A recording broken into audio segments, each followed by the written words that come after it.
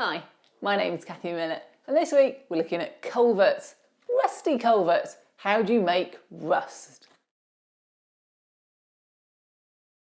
So out in the real world, rusty pipes are everywhere. If you don't have one near you, you can Google rust and you'll find thousands of pictures, if not of pipes, then definitely just of rusty items. And some of them are rusted all the way through. In these pictures you can see the rust more flaky. Some pipes that you model might actually be corrugated. And don't forget, they're going to be rusty inside too.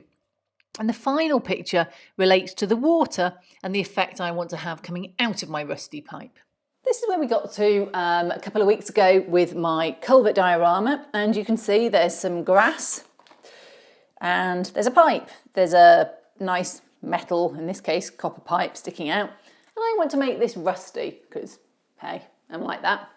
And I thought I could use paint, and I did try and use some paint, but it had clogged up and gone old, so I thought it's a sign. And I actually have got Scenic Rust. Now, I've used this before and I love it as a product. Only downside is, I think in HO it can be a little bit too much, but we're going to give it a go and you can see what you think. So the first thing I need to do is just clean this up a bit. It's got a bit of grout on here and a bit of, grass really. So I'm just cleaning it up so it's, grass free, and there we go. And my pipe has, as a result, also got some, I think it's mostly just grout and bits on it, and that's fine, but I want to make sure that this all sticks, and I don't really want bits of grass stuck to my pipe. So I'm going to put this Scenic Rust on. It's a Deluxe Materials product. It's very easy to use, and it does come out looking really like rust because it is real rust. What you do is you put a bit of metal on, iron, and then you rust it with a solution. So it's great. So what's in the packet, and I've used this packet quite a bit, so it's certainly not full anymore. You get a rust powder, which is basically the metal. You get the rust binder, which is glue, and you get the Scenic Rust developer. Now, I haven't got a lot of my rust developer left. You can probably see there, it's incredibly empty, and that's a shame. I'm sure you can find an equivalent solution when you run out, but it comes with a little pipette to use to drip that on. So the first thing you do is read the instructions, and basically you seal porous surfaces and get them grease-free. So we've cleaned this.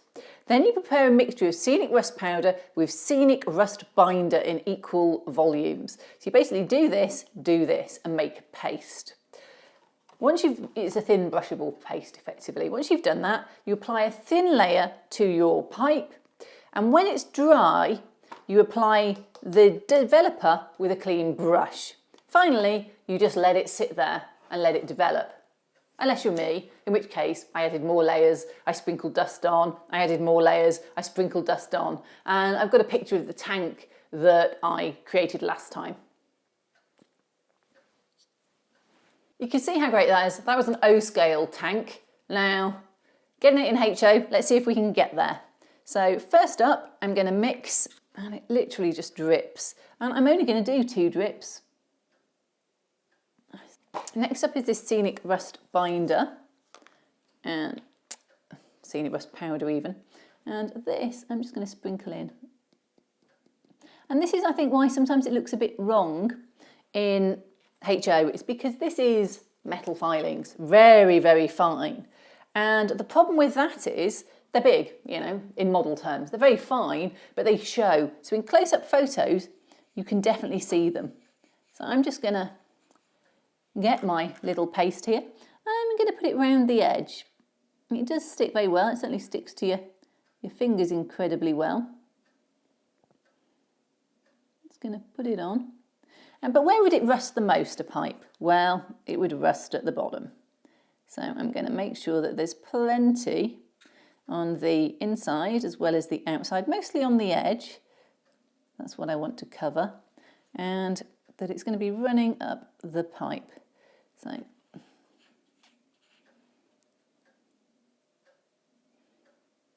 Where would the water sit? That's the important question you have to ask yourself. So there we go. Just put some of that liquid in and let it run along. And just finish off around the top here.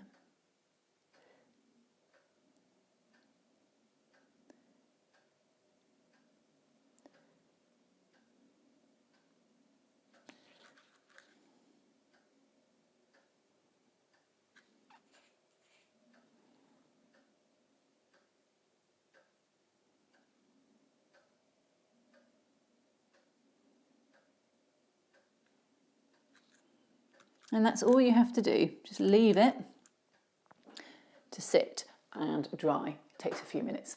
Okay, so that's all that's set up, and it just looks kind of brown at the moment. It's not that exciting. You look at it and you kind of go, okay, just brown sludge. And then you get your scenic developer, which is a lovely blue colour. And I'm going to leave my brush quite wet because, let's face it, this is probably over strong now. And you literally just dab this on. Make sure it goes everywhere. Covers all of your rust. Just make sure it goes right down my tube. And there we go. Right round the edge. And you can just leave it now for, they say 8 hours, but I'll be at work in 8 hours' time. So we'll leave it and see what it looks like when I've next got a bit of spare time. Well, here's my rusty pipe after, well, it's a good week this has been sitting here, and yeah, it's something like the cat threw up in it rather than a rusty pipe. Not a great look. So this is why my developer is much lower in volume than all the other bits of this package, and that's because I keep adding more on to just get it to rust in a different way. So what I'm just going to do is add some more of this on here.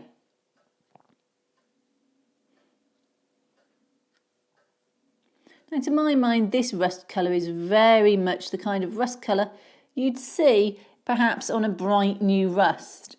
And this isn't bright new rust. This is very much a pipe that has been sat with water for a long time. I'm just going to make sure that I've coated this everywhere, especially around the inside here. And that it's sat there waiting. I'm going to leave that for, well, 8 hours again it says, but I'll leave it a bit while longer and then we'll come back and see what it looks like.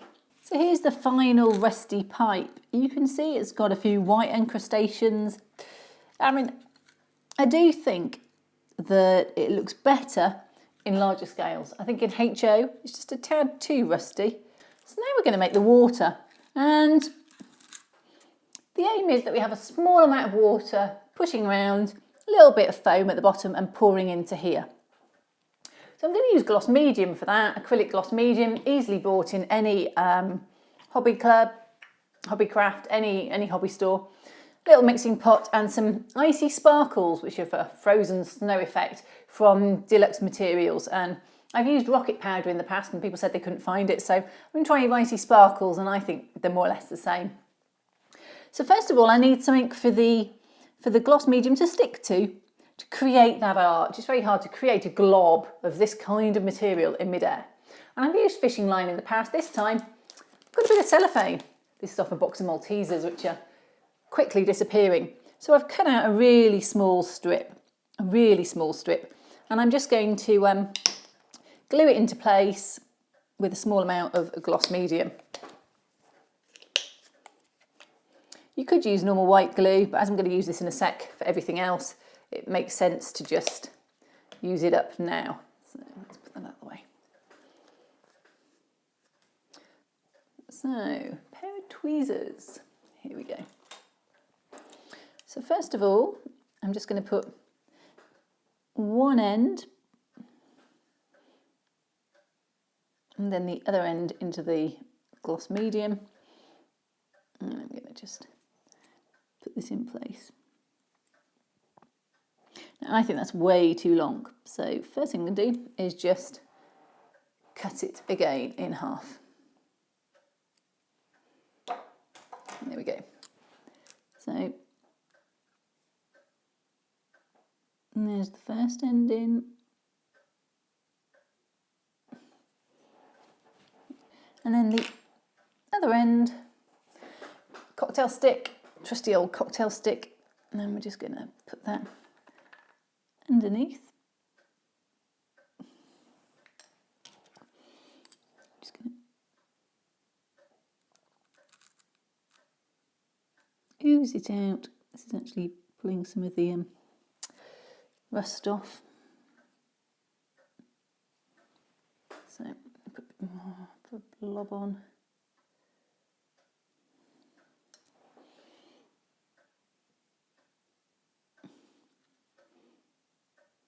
Here we go.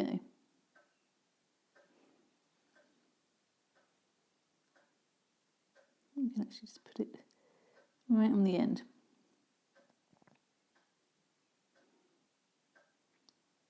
Now I'm going to let that just sit for a minute or two and check that it looks reasonable from the angles. So I want it to dry off. I'm worried it's going to rise a bit at this end, but there we go. We'll cover that in a minute with this. So first up, I'm going to put on this in a line coming down here to show my water. And I'm just trying to backfill up the pipe a bit as well.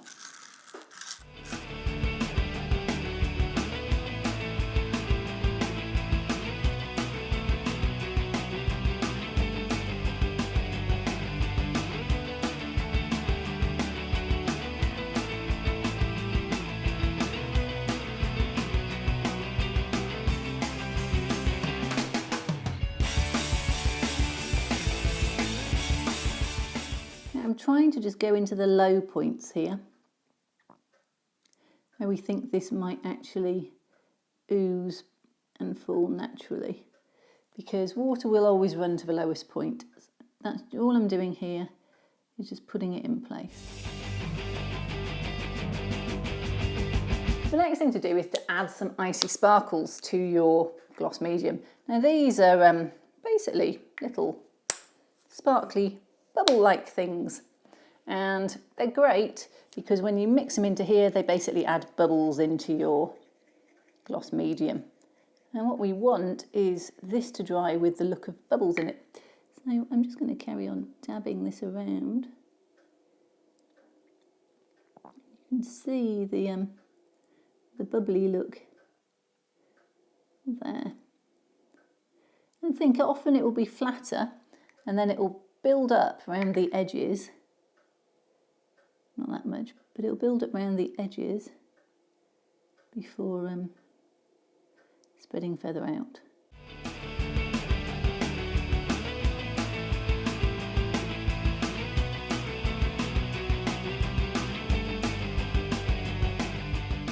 I'm not even going to touch it now for a few hours, leave it to dry. So rusty pipe, where are we? Well, it's a week later and all of the water has dried. You can see the gloss medium has dried out to clear. Now, it's pulled away from the rust in the pipe, and I don't know if you can see that, but the reason for that, I think, is because of the rust being very powdery and the gloss medium probably just shrinking slightly, maybe not a lot, it doesn't normally, as it dries. So what I'm going to do is I'm just going to get some gloss varnish and run it along there in the hope that that will bridge the gap. But I'm just going to drip it in. Novel, I know. So I'm just going to drip a little bit in both sides and let it just run along back so it... Yeah, and then get my brush just to push it back down and maybe up the sides a bit, but maybe not. And gloss varnish has no substance, so I'm not trying to fill the gap. What I'm trying to do is sort of stabilise the rust a little bit and then when this dries, if it still looks bad, I can come back and put a little bit more gloss medium on, and hopefully this gloss varnish would have soaked in and just set that rust a little bit more solidly than it is already. So there we go. The only thing I'll say, and this is a bit minor, the water's not that obvious there, and I would like this to all be quite watery in the end. So I would expected it to have been darker. So if you come to do something similar to this, I suggest that actually the bits you're going to paint, perhaps you consider darkening them first with a little bit of a darker paint colour, just to give the effect. Now, eventually this will probably all become stream, or I might put other things here. So I won't do anything about it at the moment, but on the next little culvert I'll do it and demonstrate it for you so you can see what I mean. So the last thing I need to do on my rusty pipe is just add a small amount of white. Yeah, shake it better than that. I don't need a lot. I am going to put a bit at the top of the pipe. That rust has actually bled quite badly into my, the word I'm looking for is water. So what I need to do is just get rid of that sort of rust at the top. So I'm just going to put a little bit of coming down just to mask it a little bit. I do think half of modelling is knowing what to hide. And then I'm just going to catch a little bit around here. You can see the bubbles in here, but this just gives it a little bit of a extra. I don't want a lot, just a section to show. And there we go. So that's all I'm going to do. Not a huge amount, as I said, but there we go. Final thing.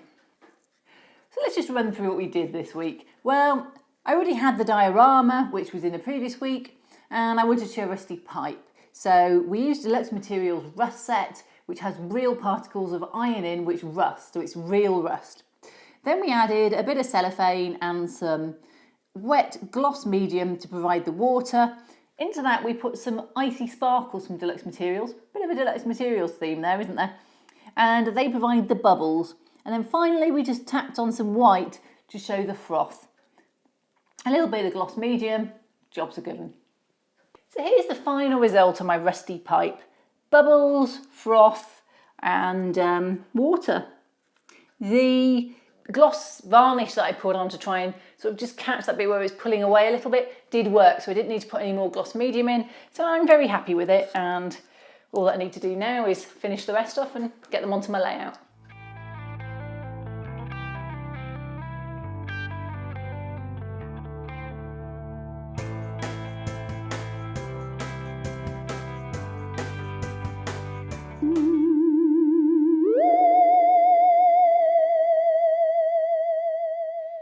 This week, another one of the mini Cathys goes exploring through the culvert. The others? Well, I think they've gone to look in these culverts. Certainly N-scale Cathy, she said, oh, it looked amazing on the other side. I mean, I haven't seen her since. And HO-scale Cathy, she went after in a different culvert. I wonder if they all go to the same place. N-scale Cathy! HO-scale Cathy! Can you hear an echo? Echo! I don't know what they're doing in there. I better go and find out. Ooh! Ooh! It's like a whole new world. It's like... I think that's a factory. Ooh! Ooh, something's moving. It's like a railway. What's that doing through here? Well, it's been more fun and games through the culvert for O-scale Cathy, but I wonder how she's getting back to reality.